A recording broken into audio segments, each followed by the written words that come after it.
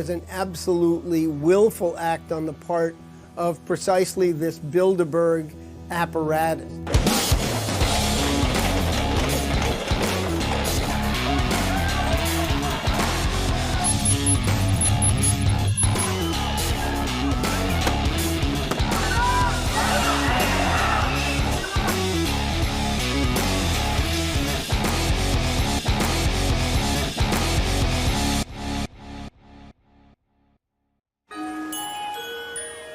It's not really the idea of capitalism, because in the end what these people have or are, they already control 90% of the planet.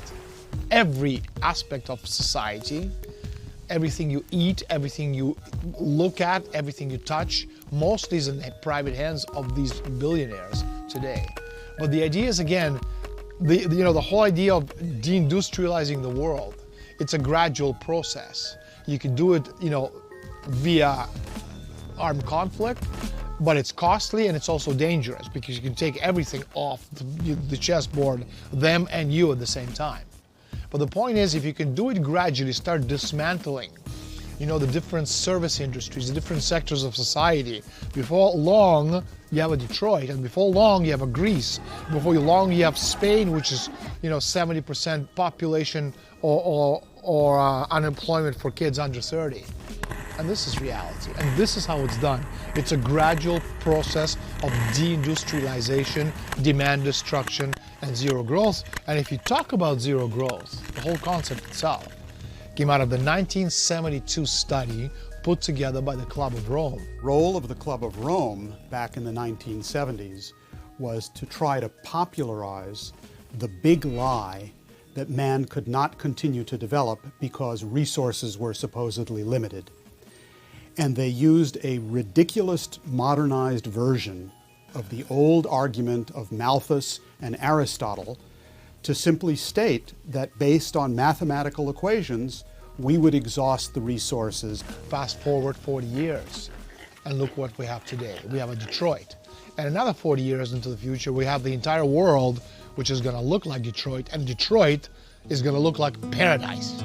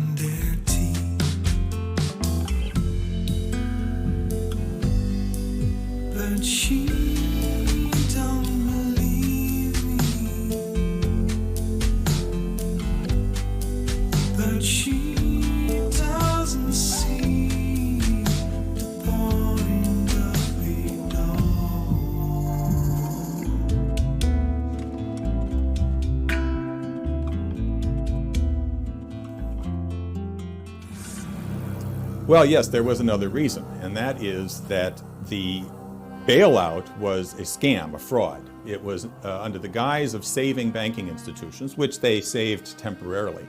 They were effectively taking unpayable debt, huge quantities of unpayable debt, and transferring it from private corporations to governments. This didn't make the debt any more payable. They basically absorbed huge quantities of worthless paper, speculative derivative paper, which could not be paid off in any period of time anyway, i.e. the governments became bankrupt. Now you see this in Europe over the last years, where each country is being forced to do the same thing that was done in the US, take on the massive debts of these banks and effectively leaving them bankrupt. What you have is the growth of corporate dictatorships under the banking institutions that run the governments, corporate fascism.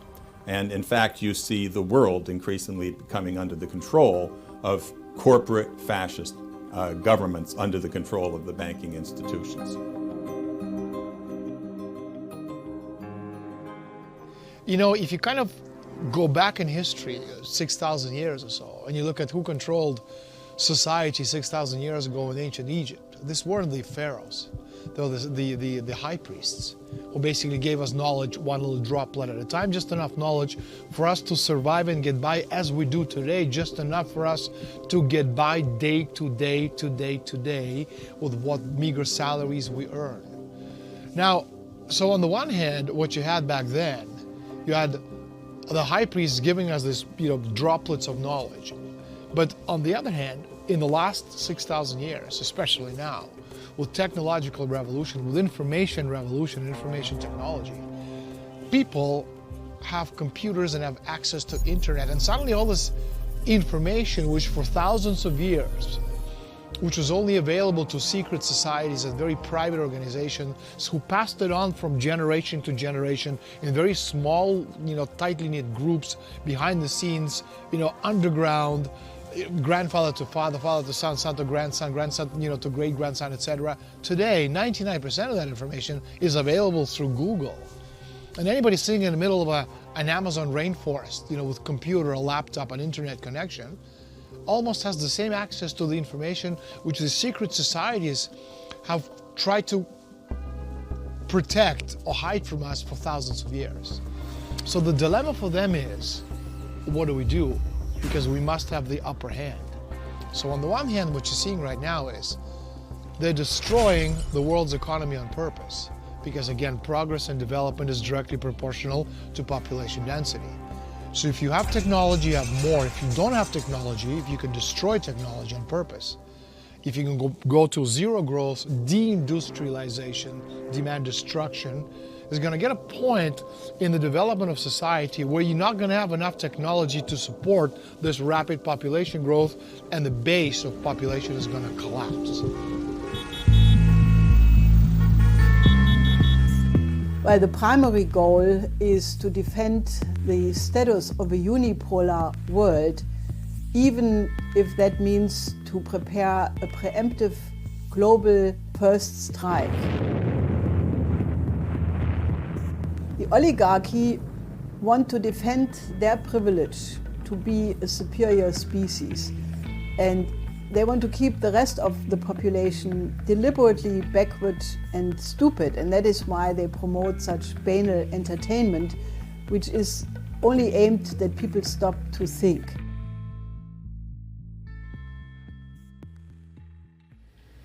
In the councils of government, we must guard against the acquisition of unwarranted influence, whether sought or unsought, by the military-industrial complex. The potential for the disastrous rise of misplaced power exists and will persist. We must never let the weight of this combination endanger our liberties or democratic processes. We should take nothing for granted. Only an alert and knowledgeable citizenry can compel the proper meshing of the huge industrial and military machinery of defense with our peaceful methods and goals, so that security and liberty may prosper together. Look at Google, Apple, Microsoft, IBM. These Bilderberg-affiliated mega corporations form an integral part of the United States security apparatus. Behind these technologies, enormous streams of capital are being expended and, more importantly, invested behind the scenes. Now we're at a point where that entire system is at a breaking point where it's hopelessly bankrupt, the debt is impossible to pay, the derivatives, which are purely speculative, unregulated gambling bets on top of the debt bubble itself, is estimated at $1.5 quadrillion, which is a multiplier of even the most optimistic idea of global GDP that's completely off the charts. So this entire system is doomed, and we're quite frankly at a point now where it would be no surprise if on any given day you woke up and found out that the entire transatlantic financial system had just evaporated.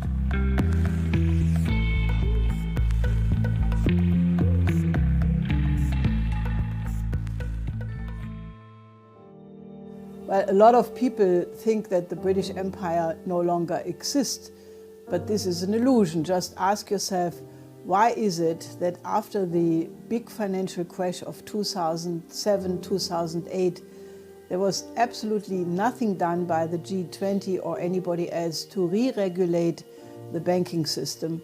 And they kept quantitative easing, they kept zero interest rate policy, which is really expropriating the majority of the population.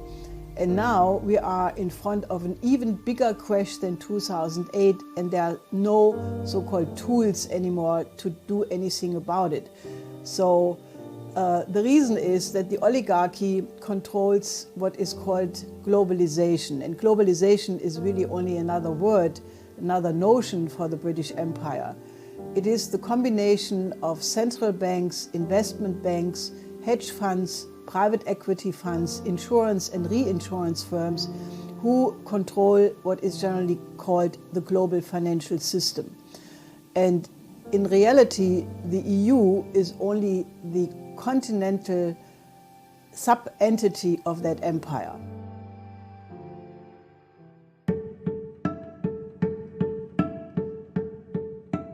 Well, the British Empire knows that in the long run it cannot survive in a world which is based on science and technology and development.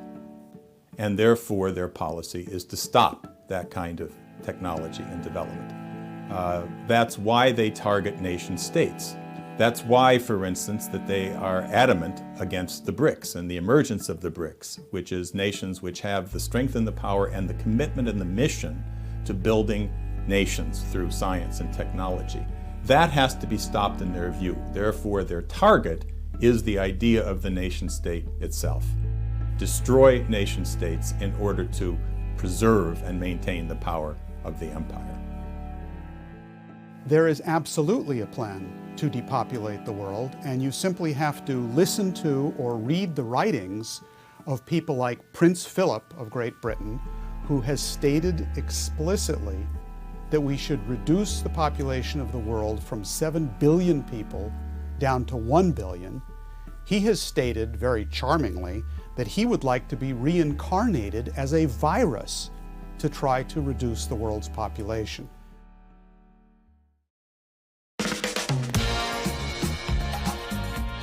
If you kind of play with the numbers, you realize that, I've had almost 7 million people who've read my book. Maybe another 20, 30 million people are aware of what Bilderberg is. But my question is, how many millions of people watch the Oscars? How many millions of people watch the Super Bowl? How many hundreds of millions of people watch, the finale of the Big Brother? So the point is that when you play with the numbers, you realize it's easy to sway people's attentions. And also, because of everything we've been taught and how we've been, taught to behave as people, the media, which forms part of this conspiracy, they've been able to convince the people that unless something is on the cover of the New York Times, the Washington Post, Le Monde, The Economist, Wall Street Journal, it doesn't exist. Which is why so many times people say to me, what you say is true and it is shocking. Why is it not on the cover of the New York Times?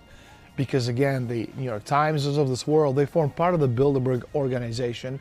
They form part of all these other societies. They're part of the elite.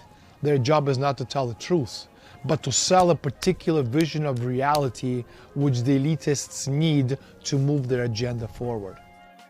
We're in a lot of trouble because you people and 62 million other Americans are listening to me right now, because less than 3% of you people read books. Because less than 15% of you read newspapers. Because the only truth you know is what you get over this tube. Right now, there is an entire generation that never knew anything that didn't come out of this tube. This tube is the gospel, the ultimate revelation. This tube can make or break presidents, popes, prime ministers. This tube is the most awesome goddamn force in the whole godless world.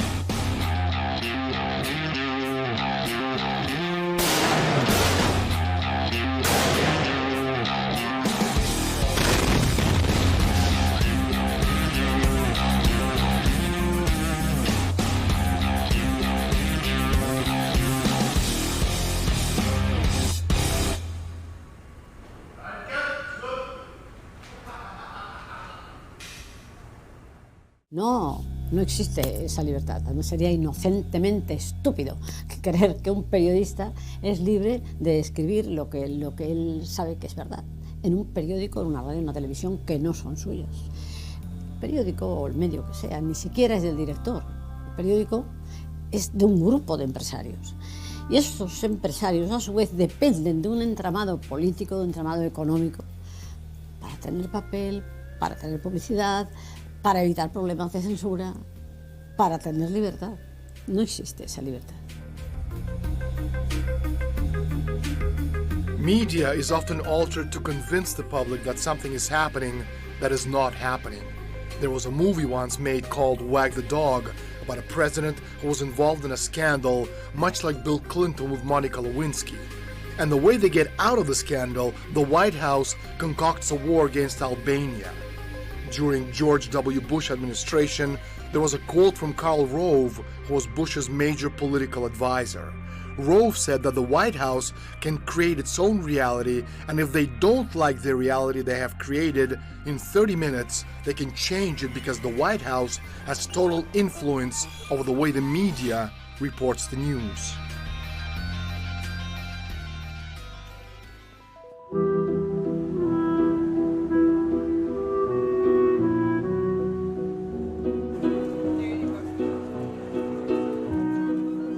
C'è una congiura del silenzio, non si vuole far sapere all'opinione pubblica chi veramente comanda, i poteri forti, le loro riunioni, il Bilderberg, la trilaterale, che si riuniscono a porte chiuse, senza che nessuno possa sentire, nessun estraneo e soprattutto riferire ai popoli cosa si è deciso sul loro futuro. Noi combattiamo questa dittatura dei poteri occulti e riteniamo che il potere debba essere restituito ai nostri popoli. Questa è democrazia e perciò quando qualcuno di noi riesce a far comunicare all'opinione pubblica queste verità si cerca di screditarlo, di chiamarlo cospirazionista. Mr. Speaker, this is the first occasion for me, as I've never previously answered a question in the House of Commons on behalf of a private organisation for which the government has no responsibility. The Bilderberg organisation exists for the purpose of holding meetings once a year in various countries. It exists for no other purpose. And this year the meeting was held at a large hotel near Watford in Hertfordshire. I didn't receive adequate notice of this question as it happened, because I wasn't found in time to put to hand the list of those who participated and the agenda which we discussed, but we always circulate those before the meeting and they're readily available, and I can certainly put any honourable member in touch with a source of the list of those who took part. Each year we invite something over 100 people. It was about 140 this year, drawn from both sides of the Atlantic, from Europe, including Turkey, and from the United States and Canada. The people who attend are drawn from the worlds of government, politics, academia, defence, journalism. We all attend the people who attend change slightly each year. There's a core of those who regularly attend. Different people come. Well, I'm trying to guess at what on earth people are asking a parliamentary question about this for and what they're interested in.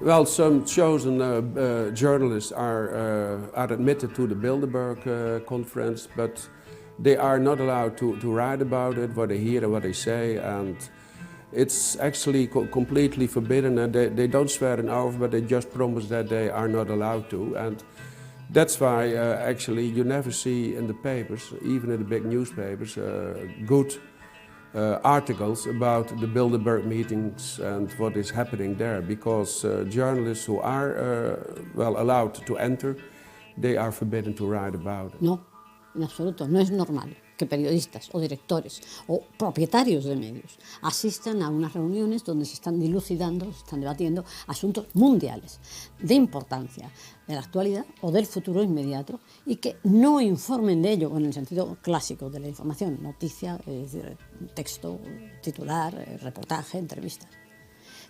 pero, hay que decirlo, sí informan subliminalmente, indicando, dirigiendo lo que se debe decir desde esos medios, creando la moda opinativa.